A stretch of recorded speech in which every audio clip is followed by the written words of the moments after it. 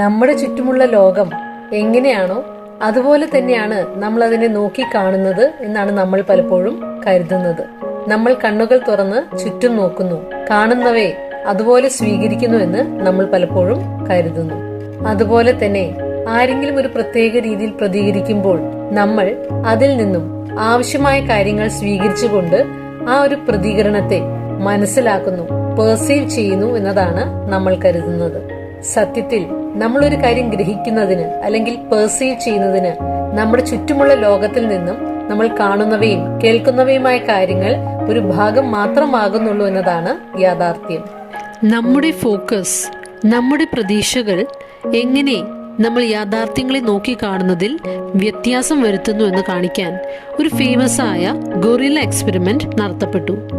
ഇതിൽ കുറച്ചാളുകളെ 2 ടീമുകൾ basketball pass ചെയ്യുന്ന ഒരു വീഡിയോ കാണിച്ച് അതിലെ ഒരു ടീം എത്ര തവണ മറ്റു ടീമിന് 1 മിനിറ്റിൽ പന്ത് പാസ് ചെയ്യുന്നുണ്ട് എന്നെണ്ണാൻ ആവശ്യപ്പെട്ടു.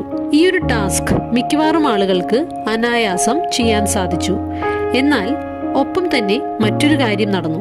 ടീം അംഗങ്ങൾ ബോൾ കൈമാറുന്നതിനിടയിലൂടെ ഒരു ഗൊറില്ലയുടെ പോലെ വേഷം ധരിച്ചൊരു വ്യക്തി ഈ ഒരു വീഡിയോയിൽ ഇവരുടെ ഇടയിലൂടെ കടന്നുപോയി.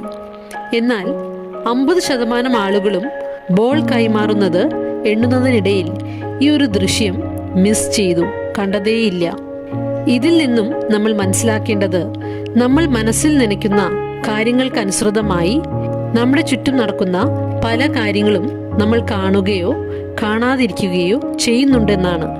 നമ്മുടെ മനസ്സിന്റെ പ്രഡിക്ഷൻസ് എങ്ങനെ നമ്മുടെ യാഥാർത്ഥ്യങ്ങളെ മെനഞ്ഞെടുക്കുന്നു എന്ന് കാണിക്കുന്ന ഒരു റിയൽ ലൈഫ് അനുഭവം ആൻഡി ക്ലാർക്ക് തന്റെ പുസ്തകത്തിൽ പറയുന്നുണ്ട്. ഒരു കൺസ്ട്രക്ഷൻ തൊഴിലാളി പണിയുടെ ഇടയിൽ അബദ്ധവശാൽ 10 ഇഞ്ച് നീളമുള്ള ഒരു ആണിയുടെ മേൽ വീഴുകയും അയാളുടെ ബൂട്ട്സിന്റെ ഒരു വശത്തു നിന്നും കയറിയ ആണി മറുവശത്തൂടെ പുറത്തു വന്ന സംഭവവും അയാൾ യാതനയിലാവുകയും ചെയ്തത് അദ്ദേഹം അവിടെ പറയുന്നുണ്ട്.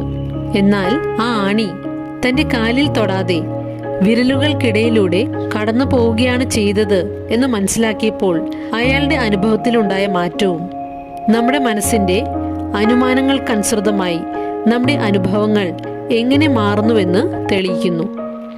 നമ്മൾ എന്ത് കാണാൻ ശ്രമിക്കുന്നു, നമ്മൾ എന്ത് പ്രതീക്ഷിക്കുന്നു എന്നതിനെ ആശ്രയിച്ചായിരിക്കും നമ്മൾ എന്ത് നമ്മുടെ ജീവിതത്തിൽ കാണുന്നു എന്നുള്ളത്. ടോണി റോബിൻസിന്റെ ഒരു വാക്യമുണ്ട്, where attention goes energy flows. നമ്മുടെ ഊർജം ഒഴുകുന്നത് നമ്മൾ എന്തിലേക്ക് നമ്മുടെ ശ്രദ്ധ കൊടുക്കുന്നു എന്നതിനെ ആശ്രയിച്ചാണ്. നമ്മുടെ ജീവിതത്തിന്റെ ദിശ നിർണ്ണയിക്കപ്പെടുന്നത് നമ്മൾ കാര്യങ്ങൾക്ക് കൊടുക്കുന്ന ഫോക്കസിന്റെ അടിസ്ഥാനത്തിലാണ്.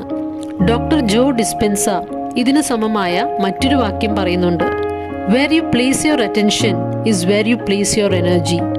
അതുപോലെ തന്നെ മറ്റൊരു കാര്യം എന്നത്, നമ്മൾ ഫോക്കസ് ചെയ്യുന്ന ദിശയിലേക്ക് നമ്മുടെ എനർജി പോകുന്നതിനനുസൃതമായി നമ്മൾ ഫോക്കസ് ചെയ്യുന്ന കാര്യവും ഗ്രോ ചെയ്യുന്നു, വളർന്നുകൊണ്ടിരിക്കുന്നു. അതുകൊണ്ട് തന്നെ നമ്മൾ എന്തിലേക്ക് ഫോക്കസ് കൊടുക്കുന്നു എന്നത് വളരെ പ്രധാനമാണ്. നമ്മൾ പേടിക്കുന്ന കാര്യത്തിലോട്ട് ശ്രദ്ധ കൊടുക്കാതെ നമ്മൾ ആഗ്രഹിക്കുന്ന കാര്യത്തിലോട്ട് ശ്രദ്ധ കൊടുക്കുന്നത് വളരെ ആവശ്യമാണ്. ക്വാസി ജോഹിർ തന്റെ അനുഭവം പങ്കുവയ്ക്കുന്നുണ്ട്. എഞ്ചിനീയറിംഗിന് ശേഷം ഇന്റേൺഷിപ്പിനായി കിട്ടിയ സ്ഥാപനം അദ്ദേഹത്തിന് വളരെ കഠിനമായി തോന്നി.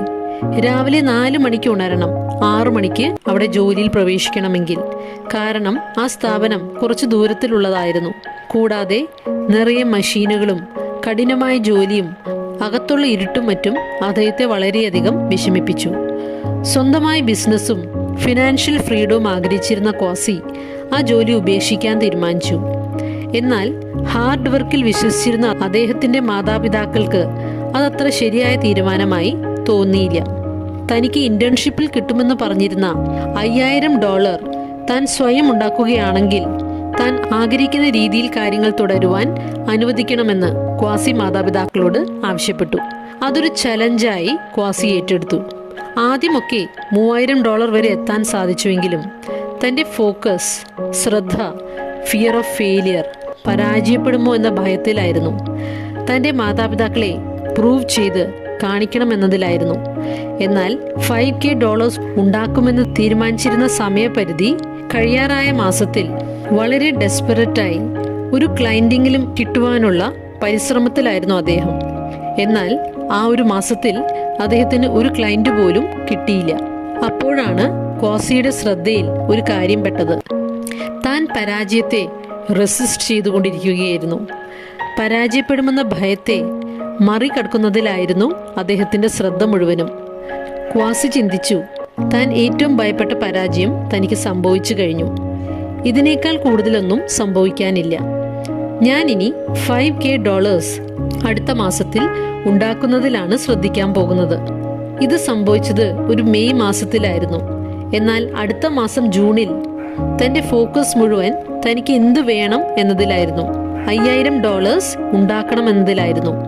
അങ്ങനെ ജൂണിൽ അദ്ദേഹം $8,000 ജൂലൈയിൽ $12,000 ഓഗസ്റ്റിൽ ആദ്യമായി അദ്ദേഹത്തിന് $20,000 ഉണ്ടാക്കാൻ സാധിച്ചു.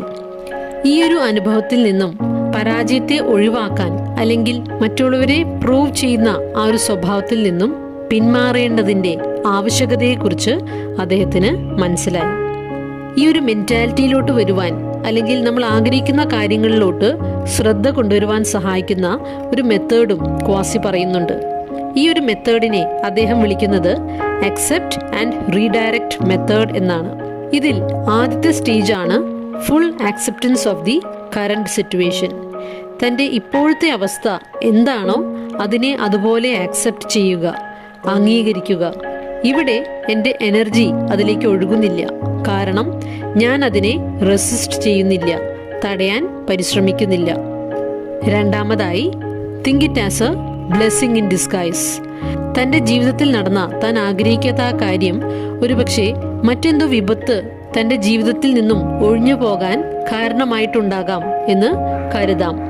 ദൈവം മനഃപൂർവ്വം ഈ ഒരു കാര്യം തൻ്റെ ജീവിതത്തിൽ അനുവദിച്ചതാണ്, for something better than this എന്ന് വിശ്വസിക്കാം. മൂന്നാമത്തെ സ്റ്റേജിൽ നമ്മൾ ആഗ്രഹിക്കുന്ന കാര്യങ്ങളിലോട്ട് ശ്രദ്ധ കൊണ്ടുവരാം. Focus your attention on your particular goal. ഈ 3 സ്റ്റേജിലൂടെ കടന്നു പോകുമ്പോൾ നമ്മൾ ആഗ്രഹിക്കുന്ന കാര്യത്തിലോട്ട് കൂടുതൽ ശ്രദ്ധ കേന്ദ്രീകരിച്ച് മുന്നോട്ട് നീങ്ങുവാൻ നമുക്ക് സാധിക്കും. അതുകൊണ്ട് ഓർത്തിരിക്കുക, നമ്മൾ നിരന്തരം ശ്രദ്ധ കൊടുത്തുകൊണ്ടിരിക്കുന്ന, നോക്കിക്കൊണ്ടിരിക്കുന്ന കാര്യങ്ങളാണ് നമ്മുടെ അനുദിന ജീവിതത്തിൽ നമുക്ക് ലഭിച്ചുകൊണ്ടിരിക്കുന്നത്. ചിലപ്പോൾ ഒരുപക്ഷെ നമ്മൾ ആഗ്രഹിക്കാത്ത കാര്യങ്ങളായിരിക്കും അവ. കാരണം എന്റെ ശ്രദ്ധ നിരന്തരം പോകുന്നത് അവിടേക്കാണ്. So change your focus to what you won't.